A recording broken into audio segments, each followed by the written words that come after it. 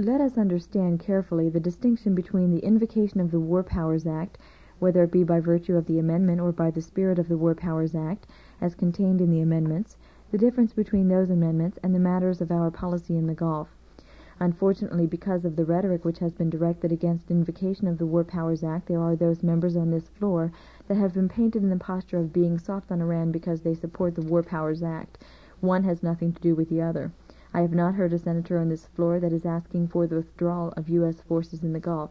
I have heard senators, whether by virtue of the resolution or the amendments, ask for information upon which they can base their decisions as they relate to our policies in the Gulf.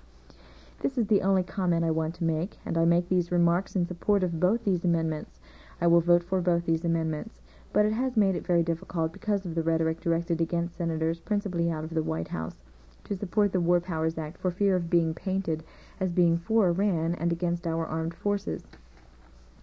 Remember, first things first, without information, without fact, this body cannot make proper decisions. All the War Powers Act ever did was to require the President to notify the Senate within 48 hours of hostilities of exactly what transpired. I would imagine also he should report on the background there too, at which time certain events are triggered which could eventually have this body refuse to support a particular policy, or just as assuredly have this body support those activities.